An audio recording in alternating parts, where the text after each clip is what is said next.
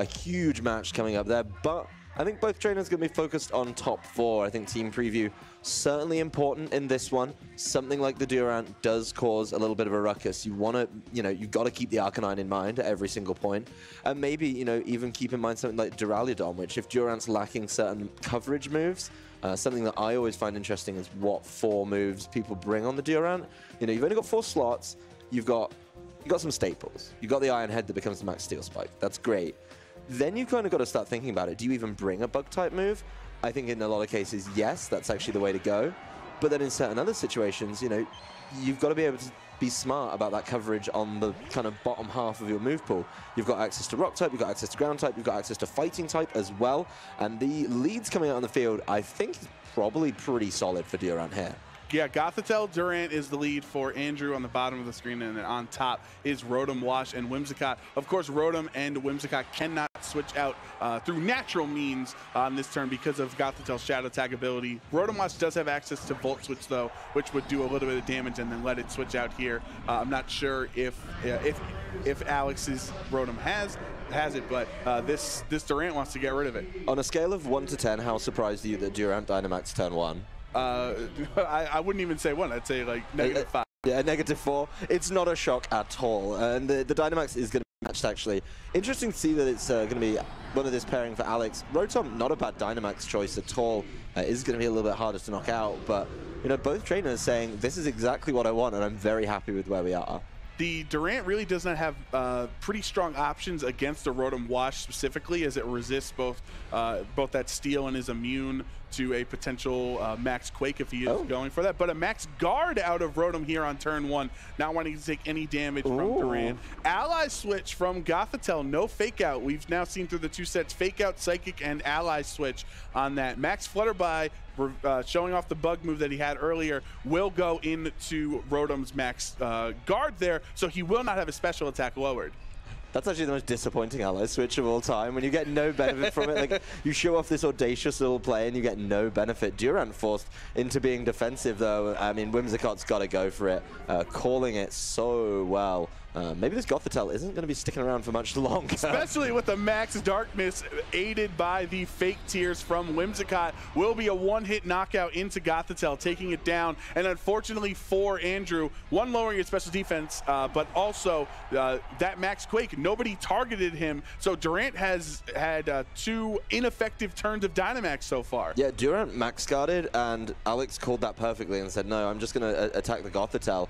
Tyranitar coming in, kind of interesting. It's not going to fare too well against something like the Max Geyser. We'll get a little bit of protection right now from the Sandstream, which is nice. Probably trying to break the sash as well on the Whimsicott. But importantly, we're already 2 turns into Dynamax, and both trainers have only attacked once, but Alex got the value out of it. And that, I think, is a huge differential early on in this game. You always want that Pokemon advantage, and how Rotom Wash is really not too threatened by the Dynamax Durant. That lets Alex be confident enough to target down the teammates next to it. A Max Flutterby, though, from Durant will hit the Rotom this time. Not enough for a knockout, even with the same type of attack bonus and the Hustle bonus and the Life Orb boost. It's still not enough for the Rotom because of how strong Dynamaxing is with your increasing your HP there. Max Geyser, though, from Rotom Wash is going to hit into the Durant. Will take it out because of earlier with that special defense drop from Max Darkness on the previous turn. Takes that in 1 hit and completely gets rid of Tyranitar Sand there, so he is not going to have that special defense boost anymore. And he can't switch out to reset up the Sand because Andrew is down to his final 2 Pokemon. No, he can't do anything to get that. Whimsicott avoiding this Rock Slide could be a huge issue. He will be able to do with Rotom by catching up with Rock Slide. That's a pretty good, both trainers losing their Dynamax on the last turn. But simply put, Alex has got so much more out of his 3 turns of Dynamax than Andrew did. That turn with the Max Guard on Durant was so defensive, and now he's a Pokemon behind in the count. And Alex has got a number of things in his favor. He's got Rain up, so this Tyranitar isn't getting that super good special defense boost. He's just kind of struggling a little bit. That said, Andrew's forced to reveal his last Pokemon already, and I don't think Sylveon is a bad choice here at all. It's not going to be hitting super effective against the Duraludon, but it's still going to be hitting some pretty decent damage. What does hurt, though, by that Rock Slide missing is that it didn't break Whimsicott's potential Focus Sash. So now it is going to take 2 attacks to knock out the Whimsicott, and who knows even how it's trained. Maybe it can endure a couple of hits here. Tyranitar will protect, though, for Andrew, and this Fake Tears does not go into that slot, though. Alex has been making the correct play every single turn so far, lowering the special defense on this Sylveon. I'd like to say this Sylveon has a chance, but it does not there. That is a one-hit knockout thanks to the Fake Tears. It would have been a lot of damage anyway from Flash Cannon naturally, but this Whimsicott is just proving critical for Alex. Well, Alex has been reading him like a book. Andrew's been playing alarmingly defensive. The Max Guard, the Protect on Tyranitar, and every single time Alex has caught him and punished him for it with a Fake Tears and then a special attack to follow up. I think when we come into game 2, Andrew, you know, really never had a foothold in that game. The only damage he actually dealt was the damage to knock out Rotom. He only got the Max Flutterby down and then the follow-up damage from Rock Slide. But you've got to be dealing more damage than that to win these games. That said, though, there's a lot of credit to give to Alex in the way he played that set. He played it so confidently. He called protects every single time. And even if he started to call them wrong, you know, even if his opponent was attacking, he was still in a good position to pick up knockouts. You know, he knew that the Rotom could take the Max Flutterby. So he goes, all right, fair enough. If you think about it, though, that Max Flutterby could be very important. These are special attackers. They are relying on the Fake Tears drop. And you're kind of trying to balance the playing field a little bit there. So if Andrew decides to lead exactly the same way, I think he's just got to be a little more offensive and just go for it. But Alex, you know, perfect play on every single turn. And in that way, he can actually go for a Max Flutterby into the teammate, which was Whimsicott at that time, to kind of counteract a potential Max Guard from the Rotom Wash there. Because if the attack is successful, it will go through that Max Guard and lower both of their special attacks. I just wonder what Andrew has when you look at it in team preview as we're getting into game 2, what he has that can really handle a Dynamax Rotom Wash. As you see the 6 that he has, it doesn't seem like he has a grass attack on any of them, and since Rotom Wash has that levitate ability, he's immune to those ground attacks. The only thing he's weak to is grass, so Rotom seems to be able to take advantage of all 3 Dynamax turns because he's not worried about a one-hit knockout.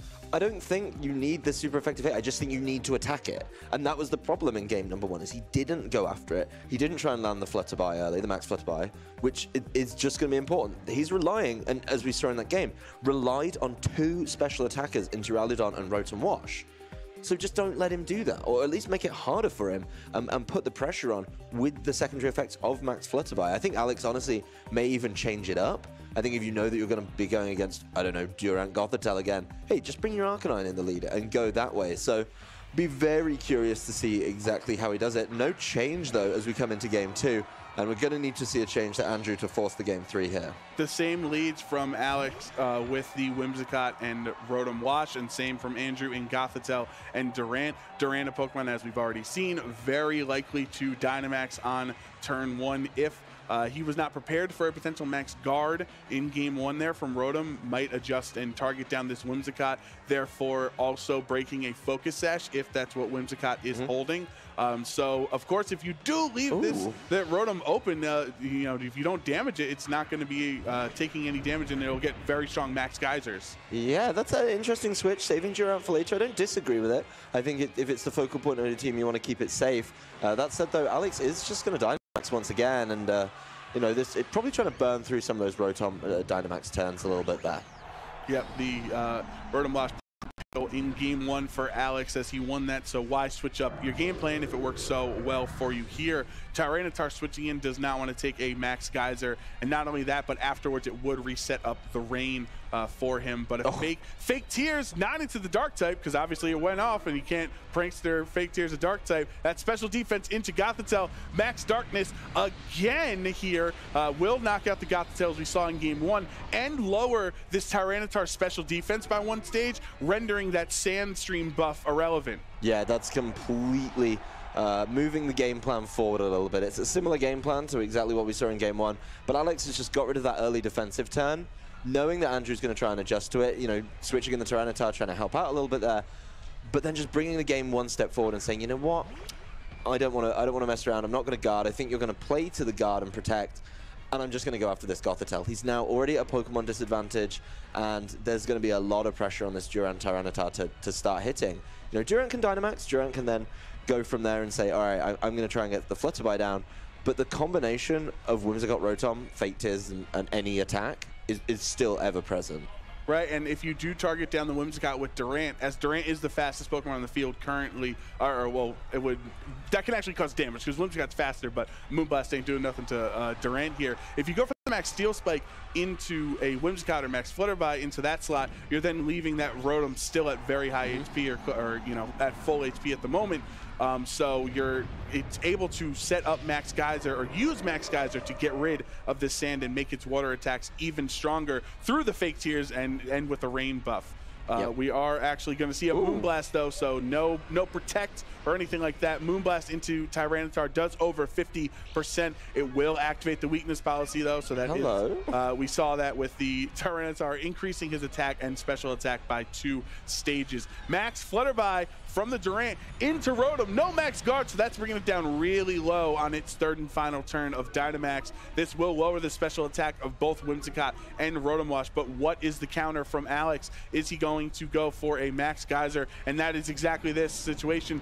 But without that Fake Tears and Max Geyser boost, it wouldn't be enough to knock out Durant. So instead, Alex will adjust and knock out this Tyranitar before it even does anything, taking its sand away while he gets taken down and putting up the rain. Yeah, very importantly, this Tyranitar just not given the opportunity to play at all, and the Rotom sticking around. Now he's got the rain boost, so a follow-up Max Geyser in his final turn would be able to get there, I think, against this Durant, even without the Fake Tears.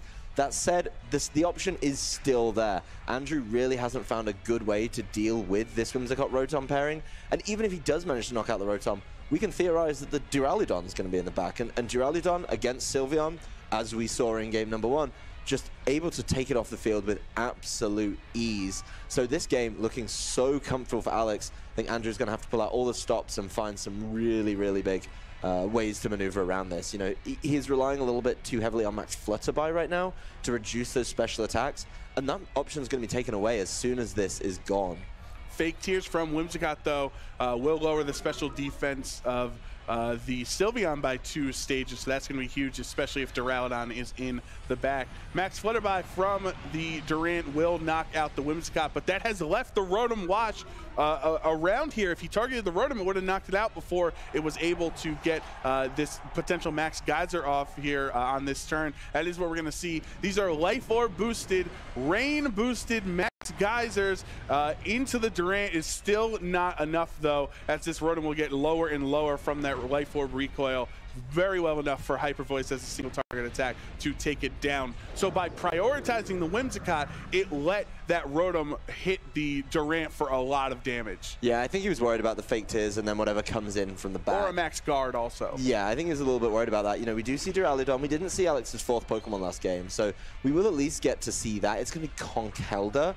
And the big thing here is, you know, I think the Durant sticking around and actually having one more turn of Dynamax could be important. If it's got the coverage move that can help with this Duraludon, you may be able to put yourself in a position where, you know, Durant and Sylveon go after this Duraludon. You rely on Conkeldurr not being able to get the knockout that easily on something like Sylveon, and then go from there. But there's a lot of pressure on this Durant, not only to target the right thing, but pick the most important move at this juncture.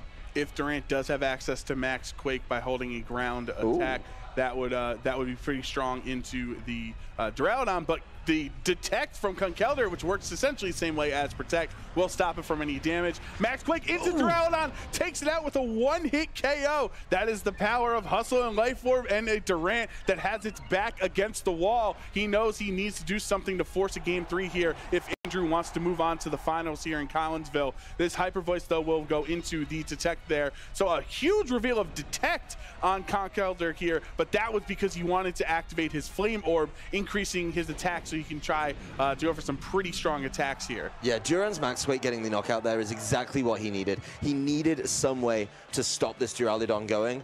And now, I mean, you've got a full health Sylveon, its special defense is up 1. I mean, it doesn't really matter against Conkeldurr. But look at this, the Conk taking so much damage from just the Iron Head, obviously boosted by Hustle, and then polished up by this Sylveon. Andrew Ding from a really difficult early game, I think, against the Fake Tears and Rotom combination. Pulling it back and forcing us to game 3. From the depths of defeat and potentially being knocked out of his chance at the Crown of Regional title, Andrew is able to bring that game back with his trusty friend Durant there. Not necessarily a late game Dynamax, since he only Dynamaxed on like the 3rd turn of the game. It's not like it was like 7 or 8 turns in. Right. But a non-turn 1 Dynamax from Durant is actually something to praise, because so often you just lead it and Dynamax, but he pivoted, he adjusted, and switched it out and saved it for later, and that proved to be the reason he won. I think the lead is actually going to be a really big mind game now. So if they lead the same way, they've both made 2 very different plays, and when they make, they obviously have 1 winning play and 1 losing play each, then I think we end up in a really nice mind game of, oh, well, if I switch out Durant and bring in Tyranitar and save it, you have to play around the Tyranitar and focus it a little bit, and I'm able to get the win.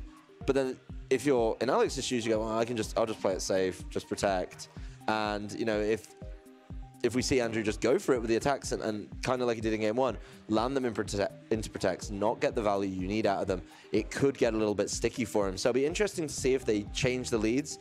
I'm not sure if either of them particularly want to. I think it's exactly how they execute them that's going to make the difference in game 3 here in top 4. Nobody's sleeping on Durant at this point. We all know about its viability in this format. Well, I've only been talking about it for 10 years. I know. You've been woke for a long time.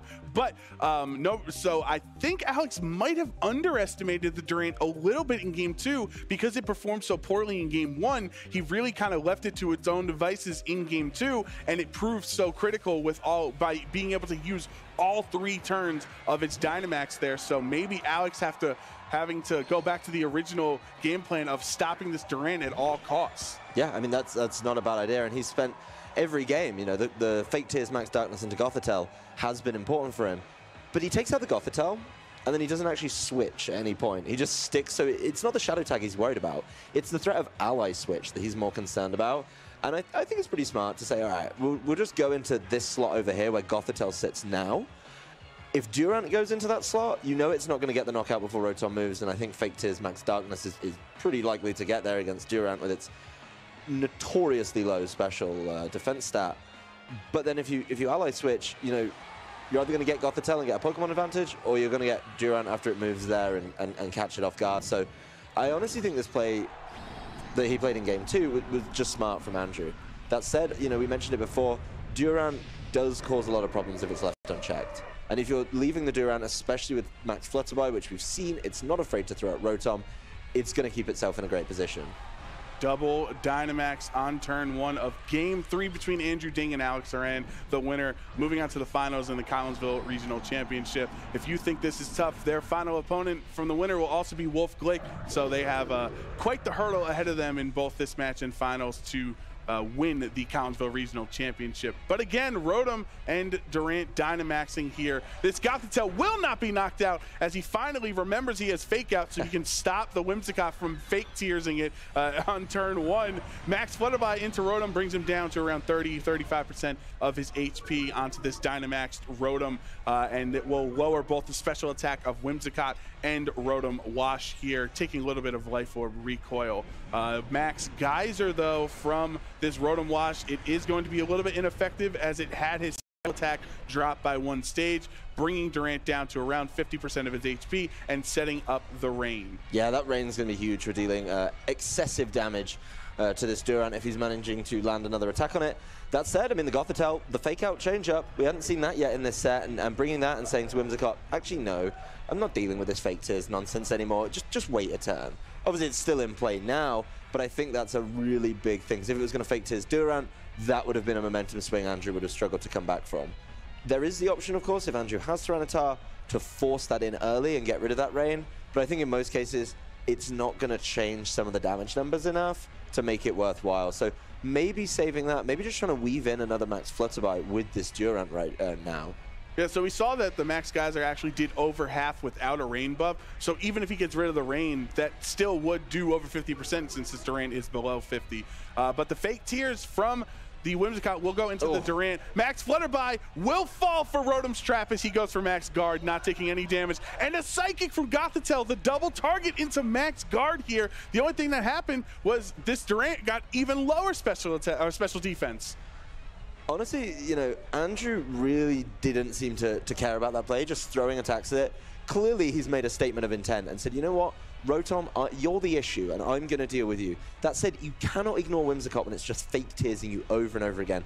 It's going to guarantee knockouts. It's going to punish you later. Yeah, and that will catch up to you. Whimsicott, another turn where it's just given the opportunity to land fake tears. It's getting now both the Pokemon at dangerously low special defense. There'll be easy knockouts on the following turn.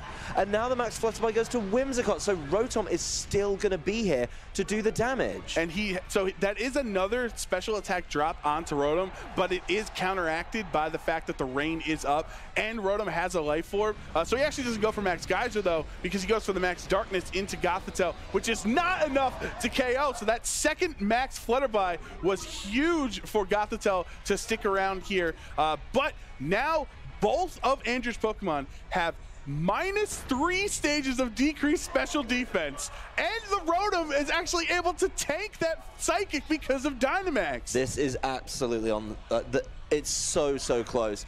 Both Pokemon over on Andrew's side of the field are pretty low on health right now. And then when you bring in something like a Conkeldurr, which has the ability to, I don't know, Mach Punch, maybe, you're going to put yourself in a tricky situation. Dynamax is over for both these Pokemon, and I will say, looking at how low the Rotom is, there could be a nasty turn where, something like Tyranitar comes in and catches it with the rest of the Sandstorm.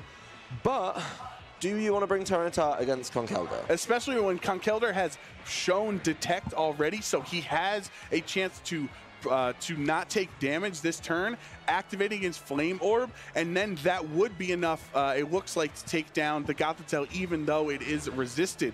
Plus, you'd be switching Tyranitar in, which would give the Sandstorm tick, so that would not be as beneficial as Andrew would do so. Instead, he will X-Scissor into the Protect, and Ice Punch into Gothitelle there, not even being passive, no Detect there, is able to successfully activate his Flame Orb from the item without taking any damage in that turn. So now it is 3 Pokemon to 3. These players, these trainers are running out of resources here in this matchup, and they're trying to figure out who is going to win this top 4 set. Well, I do quite like this Sylveon selection again. I mean, we've seen it multiple times. Maybe saving that Tyranitar for a little bit later to when the Conkeldurr has been removed from play. Durant keeping itself safe, doesn't want to try anything too silly, but we'll see exactly what they go for. Oh, the quick attack has priority, making Sylveon faster than the Rotom Wash, knocking it out with that little bit of 7 HP it had remaining. Ooh. And the Mach Punch from Conkeldurr will go into Durant, but thanks to Protect, he will stick around for another turn. Now this Conkeldurr, if he would like to Mach Punch the Durant, is going to be forced to eat a super effective Hyper Voice from the Sylveon for his troubles. And the Duraludon's going to take a good amount of damage as well. I mean, think about how he's tried to knock out Sylveon before. He's always had to land the fake tears on it, so he may be given a good little opportunity to try and work around that. We do know as well, the Durant has access to a ground-type move. It's not going to be as good as Max Quake, but, it's going to try its best. Conkeldurr's Mach Punch. No double protect! Durant will get knocked out from this Mach Punch. Sylveon, can it take 2 Pokemon at once that are at full HP? Flash Cannon into Sylveon, bringing it down under 50% of his HP. Hyper Voice, super effective onto Conkeldurr.